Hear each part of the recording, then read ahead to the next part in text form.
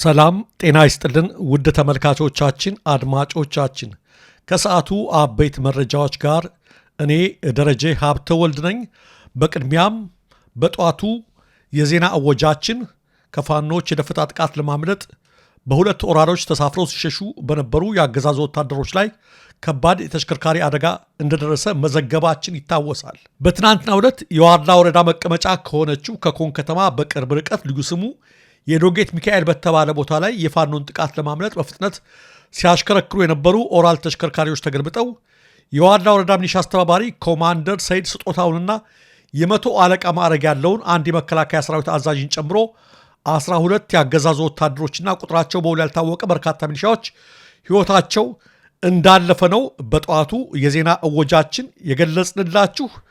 በአሁኑ ሰዓት የመከላከያ ተጨማሪ ኃይል በመምጣት የተገለበጠውን ኦራል መኪና በአንድ ቦታ ያለውን በክሬንና በሌሎች ተሽከርካሪዎች ለማጓጓዝ ጥረት በማድረግ ላይ መሆናቸውን ከስፍራው የደረሰን መረጃ ያመለክታል። ሌላው ተመልካቾቻችን አድማጮቻችን እኚህ ከአብይ አህመድ ጋር የሚታዩት የጊኒ ቢሳዋ ፕሬዚዳንት ኡማሮ ሲሴኮ በትናንትናው ዕለት በሪፐብሊካን ጋርዶቻቸው መፈንቅለ መንግስት ተደርጎባቸው ወደ ወህኒ ተወርረዋል። ፕሬዚዳንት ሲሴኮ ወደ አዲስ አበባ የመጡት በቅርቡ ነበረ። ፕሬዚዳንቱ በአገሪቱ የተካሄደውን ምርጫ ማሸነፋቸውን ባወጁ በሶስተኛው ቀን በራሳቸው የመከላከያ አዛዦች በመፈንቅለ መንግስት መወገዳቸውና ለእስር መዳረጋቸው ብዙዎችን ሚዲያዎች እያነጋገረ ይገኛል። አንድ መሪ ወደ ውጭ ሀገራት ለጉብኝት መሄዱ ወይም ከሌሎች ታላላቅ መሪዎች ጋር መገናኘቱ ለስልጣኑ ጥንካሬ ምልክት ወይም አስተማማኝ ምሳሌ እንዳልሆነ ለነ አብይም ትምህርት ሊሆናቸው ይገባል። ጋዳፊ ላይ ምዕራባውያኑ መርሲነሪዎችን ማለትም ሰርጎ ገቦችን ጭምር በማሰለፍ ከስልጣን እንዲወገዱ ያደረጓቸው የወቅቱ የአሜሪካ ፕሬዝዳንት ባራክ ኦባማ ጋር ተገናኝተው በሰፊው መጫወታቸው የዓለም ዜና ከሆነ ከወራት በኋላ ነው።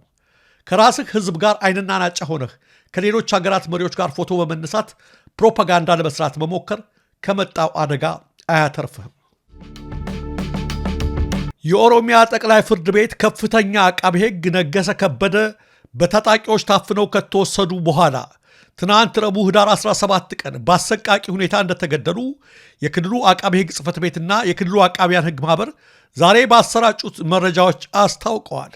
ማህበሩ አቃቤ ሕግ አለማየሁ መለሰ፣ አዲሱ ለገሰና ይርጋለም ምትኮ የተባሉ ሌሎች 3 አቃቢያን ሕጎች አብረው እንደታገቱና ያሉበት ሁኔታ እንደማይታወቅ አስታውቀዋል። እገታው የተፈጸመው 4 አቃቢያን ሕግ ወደ ምስራቅ ወለጋ ዞን ጅማ አርጆ ወረዳ ለስራ በመጓዝ ላይ ሳሉ እንደነበር ማህበሩ አመልክቷል። ድርጊቱ የህግ የበላይነትን የጣሰ ሙያውንና ባለሙያዎችን ስጋት ላይ የጣለ እንዲሁም ከፖለቲካዊ ተሳትፎ ገለልተኛ የሆኑ ባለሙያዎችን ያስደነገጠ ነው ያለው ማህበሩ መንግስት ቀሪዎቹን 3ቱን ታጋቾች በአስቸኳይ እንዲያስለቅቅ ጠይቋል። በኦሮሚያ ክልል ምስራቅ ወለጋ ዞን በጅማ አርጆ ወረዳ ስለተገደሉትና ስለታገቱት አቃቢያን ሕጎች የኦሮሚያ ክልል አቃቢያን ሕግ ማህበር ፕሬዝዳንት አቶ ታደሰ ንጉሴ ኢታና ማብራሪያ ሰጥተዋል። በማብራሪያቸው የኦሮሚያ ክልል አቃቢያን ሕግ የሆኑት ነገሰ ከበደ፣ አለማየሁ መሰለ፣ አዲሱ ለገሰና ይርጋለም ምትኩ ለመንግስት ስራ ትናንት ዳር 17 ቀን 2018 ዓ.ም ከጅማ ከተማ ወደ ነቀብቴ በመጓዝ ላይ ሳሉ በምስራቅ ወለጋ ዞን በጅማ ኦርጆ ወረዳ ሀራ የተባለች ቀበሌ ሲደርሱ ታጥቀው በጫካ ውስጥ በሚንቀሳቀሱ ቡድን አባላት ቁጥጥር ስር ውለዋል ነው ያሉት። ይህ ድርጊት ከሰዓት በኋላ 9 ሰዓት አካባቢ መከሰቱን የገለጹት አቶ ታደሰ ታጣቂዎቹ አቃቤ ሕጎቹን በቁጥጥር ስር ከዋሏቸው በኋላ አቃቤ ሕግ ነገሰ ከበደን በጥይት በመግደል የቀሩትን 3 አቃቢያን ሕግ አግተው ወስደዋል ሲሉ ተናግረዋል። አቃቤ ሕግ ነገሰ ከበደ መገደላቸው ተረጋግጧል። አስከሬናቸውም ለቀብር ወደ ሱሉልታ ከተማ ተወስዷል። የቀሩት ሰዎች በምን ሁኔታ እንደሆኑ የት እንዳሉ አናውቅም በማለት የኦሮሚያ አቃቢያን ሕግ ማህበር ፕሬዝዳንት አቶ ታደሰ ንጉሴ ኢታና ለአዲስ ስታንዳርድ አረጋግጠዋል።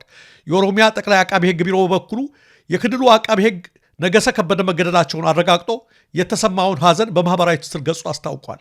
ማህበሩ ይህንን ድርጊት ያወግዛል ያሉት የማህበሩ ፕሬዝዳንት እነዚህን የህግ ባለሙያዎች የያዛቸው አካል እንዲፈታቸው እንጠይቃለን ብለዋል። ከዚህ ቀደም ታጥቀው በጫካ ውስጥ በሚንቀሳቀስ ቡድን አባላት አቃቢያን ሕግን የማገት ወንጀል ይፈጸም እንደነበረ ያስታወሱት አቶ ታደሰ በቀጥታ ኢላማ ያደረገ ግድያ ሲፈጸም ግን ይህ ለመጀመሪያ ጊዜ ነው ብለዋል።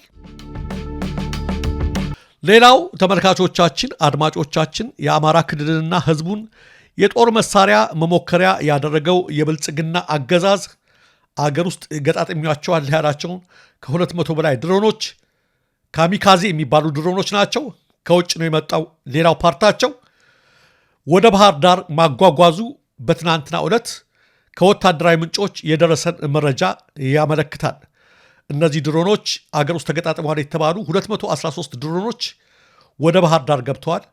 ካሚካዜ የተባሉት እነዚህ ድሮኖች መሞከሪያ ሊሆኑ ነው አሁንም ህዝብ ላይ። ስለዚህ ከፍተኛ ጥንቃቄ ያስፈልጋል።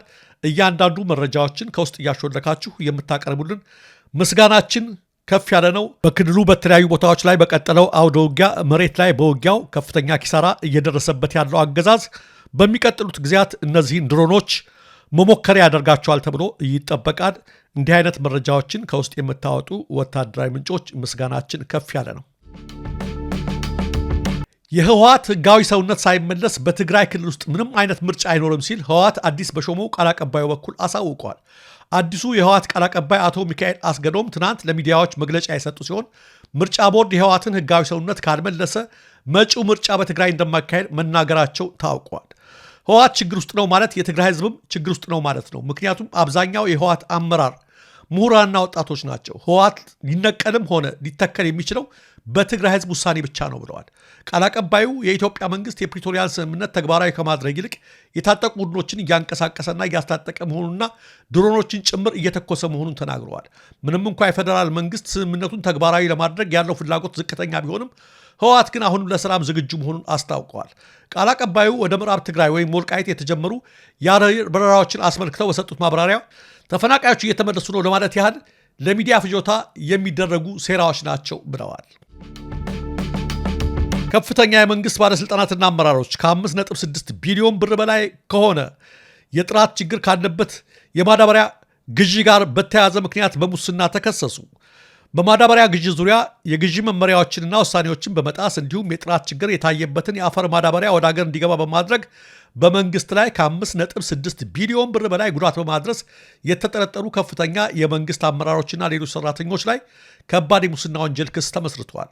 የፍትህ ሚኒስቴር አቃቤ ሕግ ክሱን ህዳር 12 ቀን 2018 ዓ.ም የመሰረተ ሲሆን ክሱ ከትናንት በስቲያ ሰኞ ህዳር 15 ቀን 2018 ዓ.ም ለፌዴራል ከፍተኛ ፍርድ ቤት ልደታ ምድብ የከባድ ሙስና ወንጀሎች ችሎት ቀርቧል።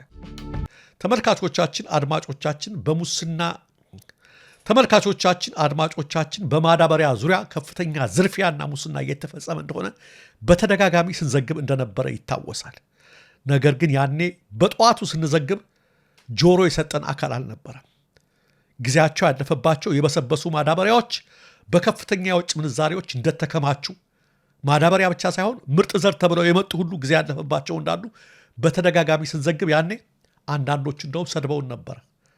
ሁሌ ሮሮ ብቻ ብለው ዛሬ ራሱ መንግስት ከ5.6 ቢሊዮን ብር በላይ ጉዳት አድርሰውብኛል የተበላሸ ማዳበሪያ በማስገባት ብሎ ባለስልጣናቱ ላይ ክስ እየመሰረተ ይገኛል። አቤቱ የሆነብንን አስብ፣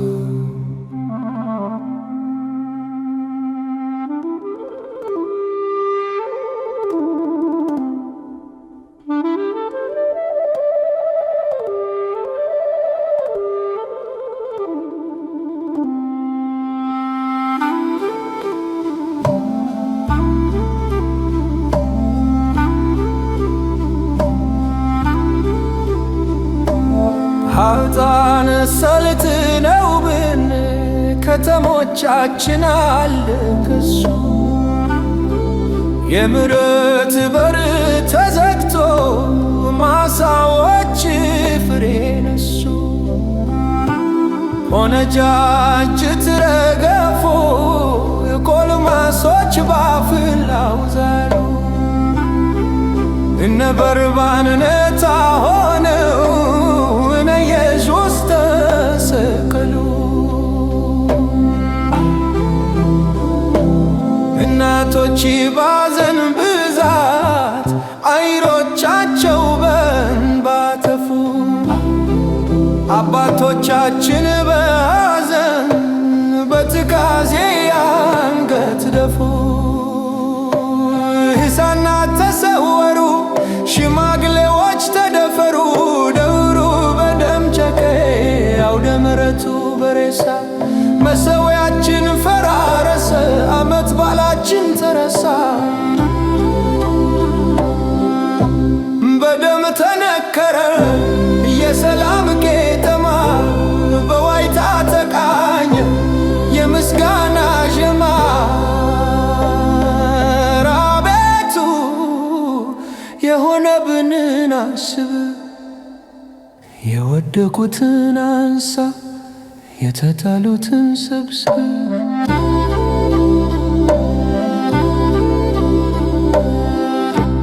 በተንጣለለው መስክ በምስጋናው ማማ፣ ተከምሮ ታየ የአስከሬናው ድማ። የአገሬን ምድር ያለምለሙን ስፍራ አደረጉት አሉ የአስከሬን ጉተራ። ኤሎሄ የምሕረት ጌታ የአገሬን ቋጠሮ በይቅርታ ፍታ።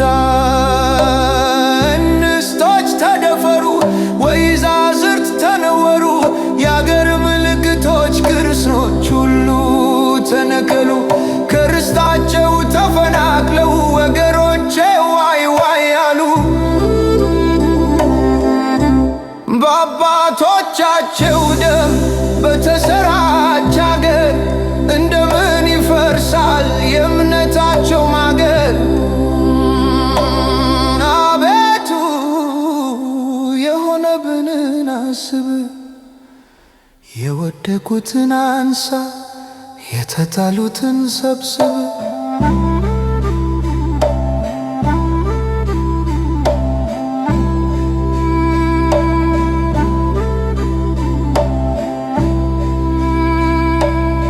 አቤቱ የሆነብንን አስብ፣ ተመልከት ስድባችንንም